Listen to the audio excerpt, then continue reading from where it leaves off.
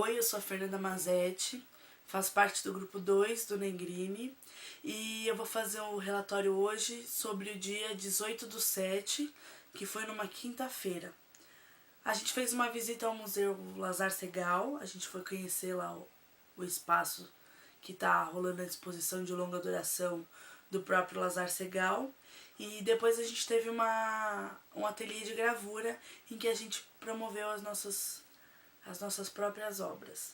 Quem deu a visita pra gente foi a Elaine e ela introduziu a visita tendo uma conversa bem bacana com a gente, que eu gravei um trechinho e acompanhem aí.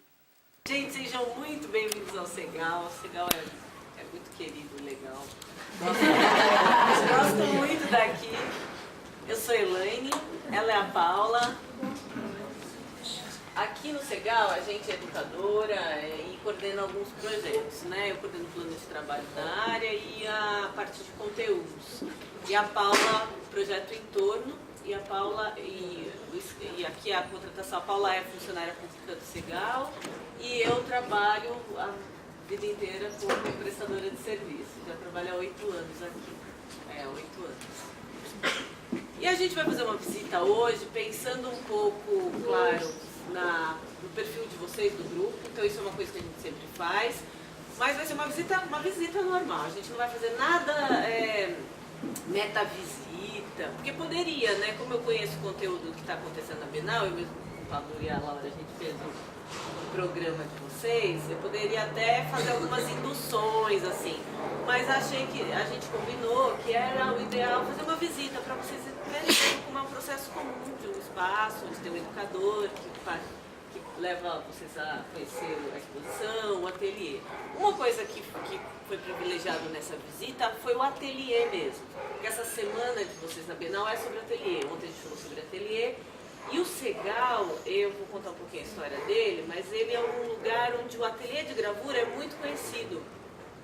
E ele é muito histórico já, então muita gente já passou por aqui. Então quem está na faculdade de arte já deve ter ouvido falar do ateliê de gravura do Segal. É um ateliê que o Segal produzia mesmo, e que ele é preservado e tudo mais, mas que os cursos eles acontecem frequentemente e recebe públicos novos a cada ano, a cada semestre. Então a gente vai fazer um ateliê de gravura hoje lá mesmo. E o Segal, alguém nunca ouviu falar do Segal, nunca tinha vindo aqui? São perguntas diferentes, né? Alguém nunca tinha ouvido falar do Museu Lazar Segal? Não? Não é possível. Sempre tem alguém que não ouviu falar. A gente combinou, eu também.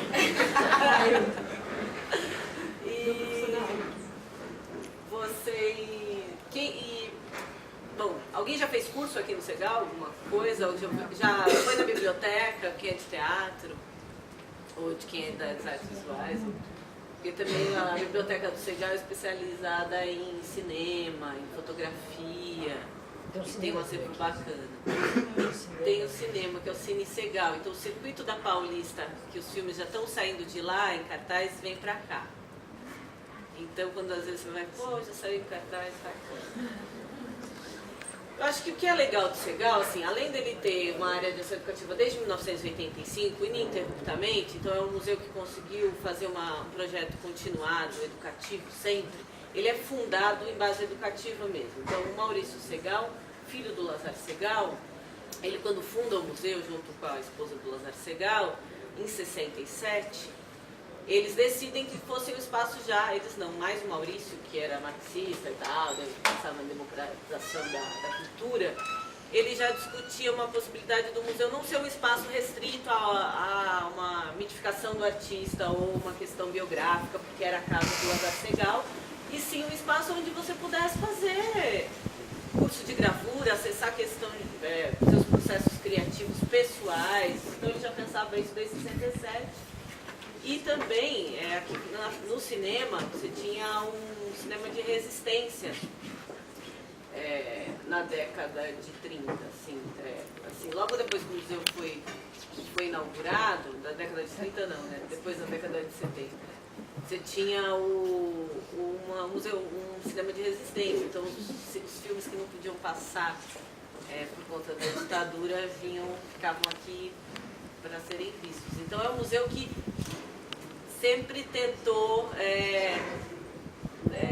e realiza práticas onde tanto os acessos são mais democratizados, você tem acessos que não são só da escola, mas a gente pensa num público especialista, um público de professores, como também você tinha em alguns momentos mais perigosos um pensamento político que sempre percorreu os anos aqui no Segal. Então isso já vem da sua base mesmo. A gente tem acesso a esse acervo? Esses filmes?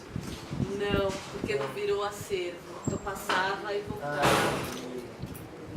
Então Tarkovsky, que era proibido, passava aqui e aí voltava para... Como é que funcionava isso? Eles não eram... Não podia passar esses filmes. Não estava no circuito. Tinha autorização? Não, escondido. Escondido. Só que sabia-se que aqui tinha uma sala de cinema.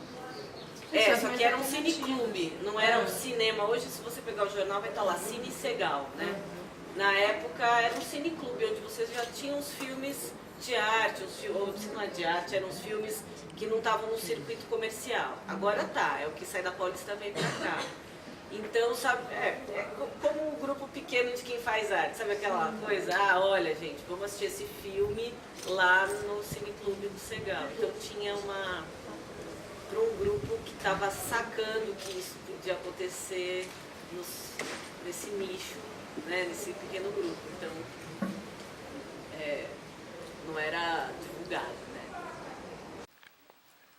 A volta pelo espaço dentro da exposição dentro do museu, ela percorre uma linha temporal. Então os quadros eles são colocados mais ou menos na mesma sequência de datas, se eu não me engano, mais ou menos de 1912 até 1950 e pouco, 53.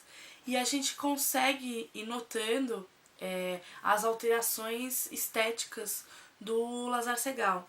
Então tem um momento ali das obras em que ele tem um contato com Rembrandt, então as características dele são mais impressionistas, isso é notado pela pincelada, pela grossura da tinta, pela forma como o quadro é pintado. E aí vai passando, né, algum tempo desse contato dele com a arte, e ele chega num ponto em que ele tem uma característica expressionista muito forte. Isso é notado principalmente pelo semblante dos personagens das obras dele.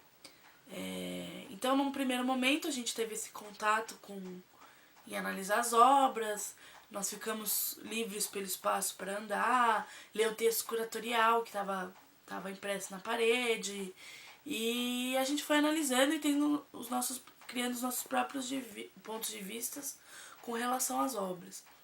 E aí, em seguida, a gente sentou ali, próximo às obras, e a gente discutiu sobre quais foram as nossas impressões, o que a gente achou, fizemos algumas referências com as obras que estavam expostas e referências que a gente tem nos dias atuais.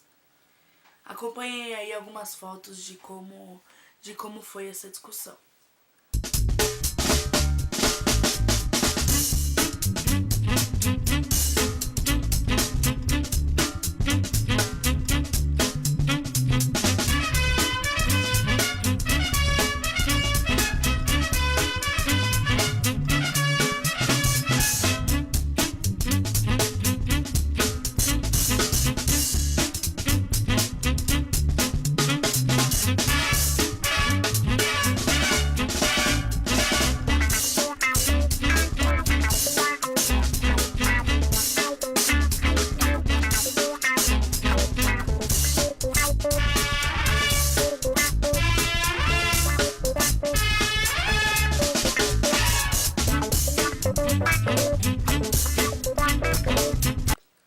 Ao fim da discussão que a gente teve sobre a exposição, a gente teve nosso momento de criação no ateliê, né? E aí a gente produziu as nossas próprias gravuras. A proposta era com que a gente se identificasse ou pegasse algum detalhe de alguma das obras que estavam ali expostas e reproduzisse isso na madeira. E aí o pessoal ficou livre dentro do ateliê. A Paula e a Elaine explicaram pra gente como era o procedimento de gravura. Isso foi bastante interessante, até porque eu, por exemplo, nunca tive um contato direto, nenhum contato prático com a gravura. E foi bem legal a gente, depois de ter descoberto, ter tido um maior embasamento sobre como são as obras do Segal, qual é a proposta dele. Depois disso a gente tem o nosso tempo de criação pra gente parar e produzir sobre isso. A minha obra foi essa daqui, que é referente a essa obra que eu vou mostrar agora.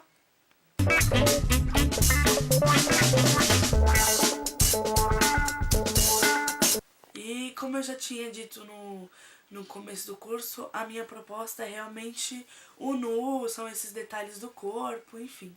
E aí eu fui mais por esse lado um pouco mais erótico. E aí eu acho que foi bem bacana, porque a gente também tava com... O passeio foi junto com o pessoal do grupo do outro supervisor, que é o Cadu, e a gente conseguiu, além de ter um outro embasamento, um conhecimento maior sobre arte, a gente teve essa interação com outro grupo que é bem bacana, assim. Então já surgiram novas propostas da gente trabalhar junto, enfim. Foi uma experiência bem legal, eu acho que foi bastante válida, não só pelo enriquecimento para o próprio trabalho na Bienal como arte educador, mas para a gente fazer contatos e se conhecer melhor. Foi uma experiência bem legal, e aí eu vou encerrar com algumas fotos de como foi a parte da produção da gravura. E é isso aí, muito obrigada, até o próximo relatório.